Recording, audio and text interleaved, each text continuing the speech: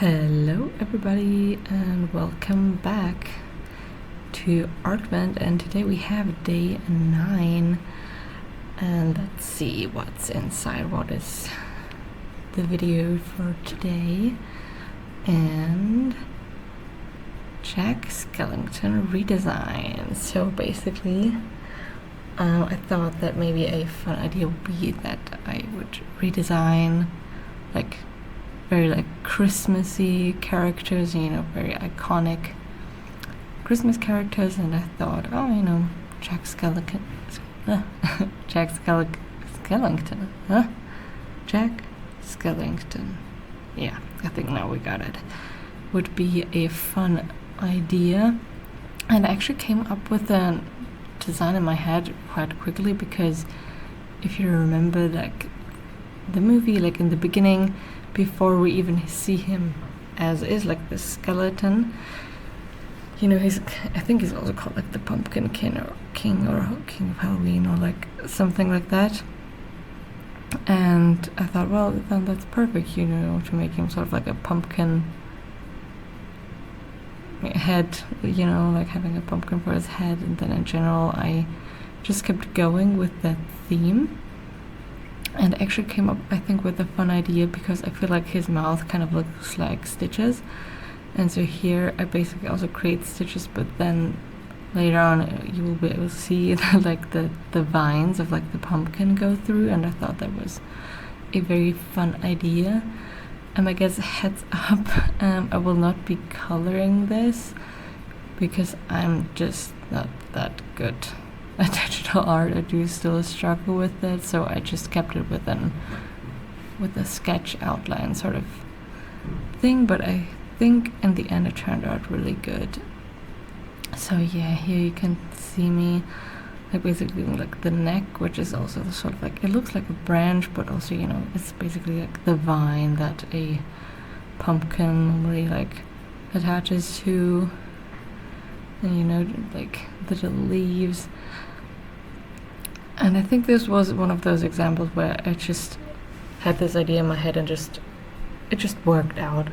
Basically the exact opposite of the last few days when I attempted to animate something and it just didn't work. But yeah, this actually worked out pretty well. Here you can see me, a little worm coming out. I thought that must be a really cute idea.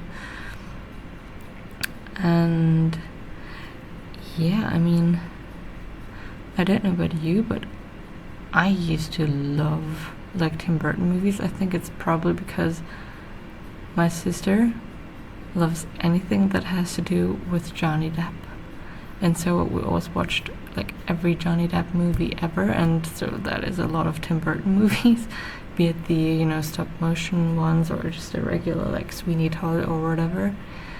And I really enjoyed them, but I think I forgot, they're kind of short. I think it's quite a short movie, if I remember correctly.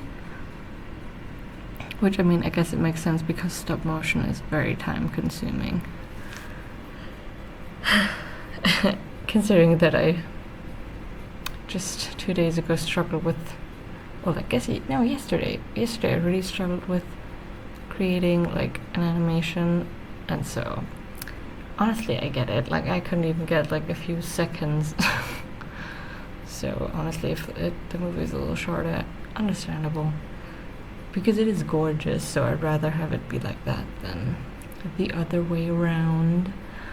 And yeah, I think I honestly kind of miss it. I think once in a while there are still some sort of stop motion movies that came out, but in my head, I think the last one by Leica production was wasn't it the Kovu and the string, or what it's called, I forgot, but something like that. Wasn't that the last one, or are they still working on other projects? Because I just enjoyed it so much. I remember I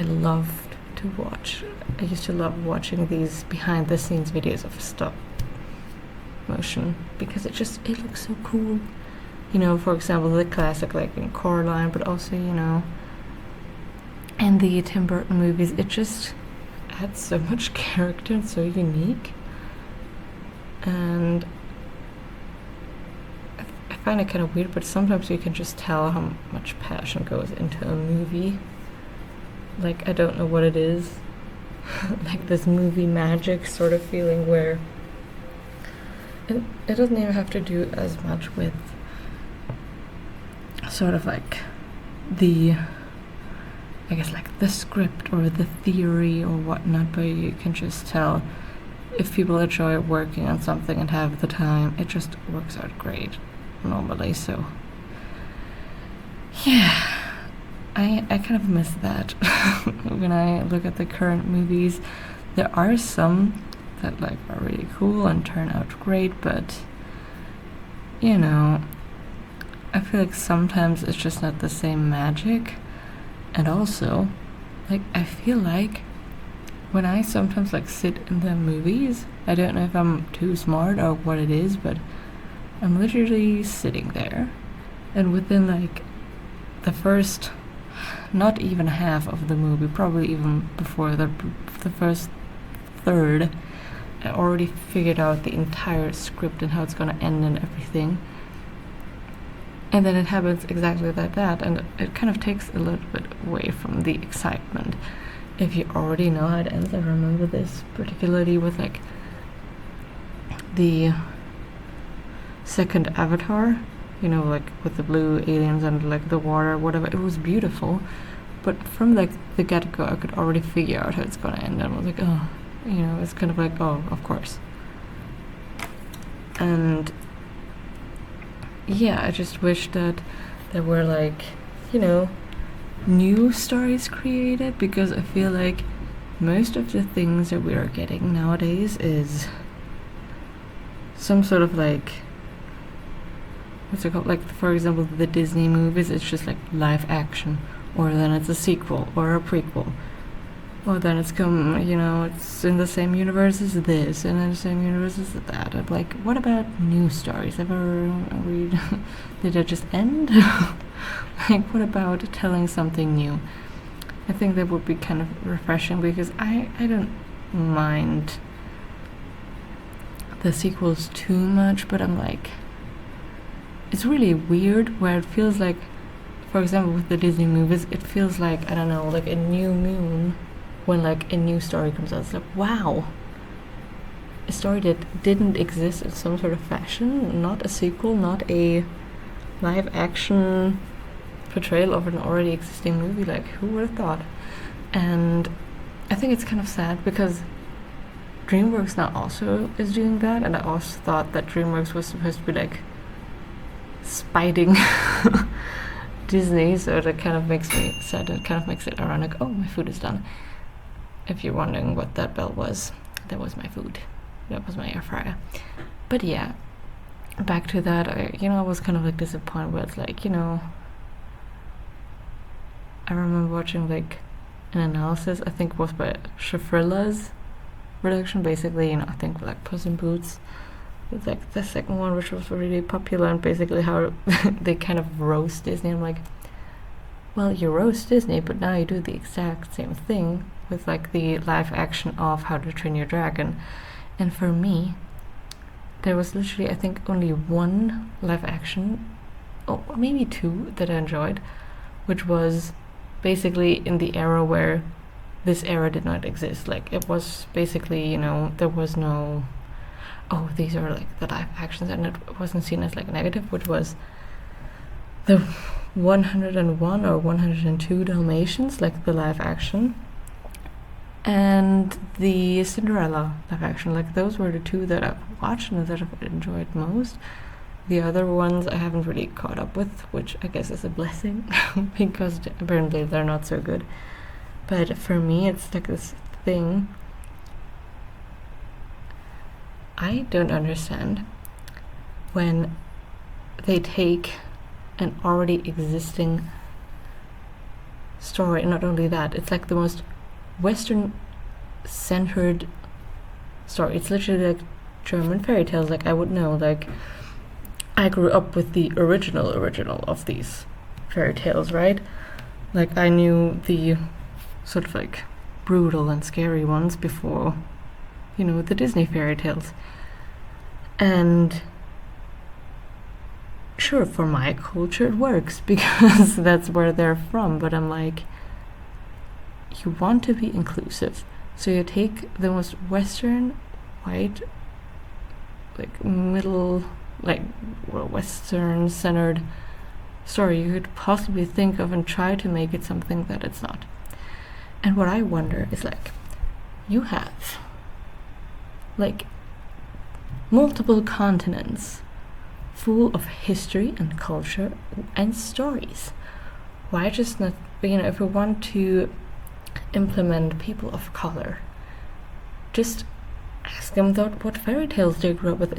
Is it that hard? Like, is it that impossible? Like, I bet if you go to Asia or Africa, there are probably gonna be some fairy tales. Like, I doubt that there's none sort of like story or legend or whatever. And I think just by picking something like that, the representation is already 10 times better than any traditional Disney, like Snow White, Cinderella, whatever story retelling could ever be, because it's just from a different culture. And I find it so weird. And my best guess is it's probably just trying to make as much money as possible, because when you try to tell a new story, it is new. It is not established. You have to put in effort. And if something is established, like Snow White, like that's, everybody knows what that is, right? So when you have the name already established and you don't have to put in a lot of effort in marketing and things like that, or frankly in any other category, like you don't have to put in any effort at all. And I find it so frustrating because it's so obvious and like it's so mind-blowing to me. Like, just pick like a different fairy tale. Like, there's so many fairy tales, legends, myths, you name it, all over the globe, and we stick to the same like 10 fairy tales of Grimm from like Germanic countries. Like, come on. that's just a very small, amount of stories. You have so many options, and I'm so confused because I remember even back in the day, or when you look at how Moana was created, or how they, like the Disney animation teams back when they did traditional animation, they would like travel to these countries and look at how these people live, what they eat, or the dances, or the music, or what they were wearing, like the clothes. And I always really enjoyed watching those behind the scenes where they, create drawings and sketches based on reality, and I feel like it's, they're kind of doing it. I think, like, for example, I really loved Coco or Moana, for example. Those, they are amazing. Can we have more of that, please? Like, instead of doing these, like, retellings and trying to make a Western German white as hell fairy tale something that is, multicultural. It's like me trying to make fire into water. Like, it doesn't work. Okay. And I think that would actually be much more inspiring and helpful. And also, they always say, relatability. What's more relatable than having a story being told that you grew up with?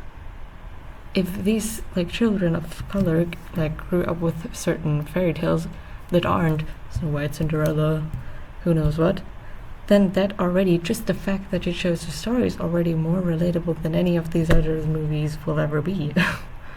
And so, yeah, I don't really get that. That was a very long rant. But yeah, hope you enjoyed this video, and yeah, until tomorrow, so goodbye.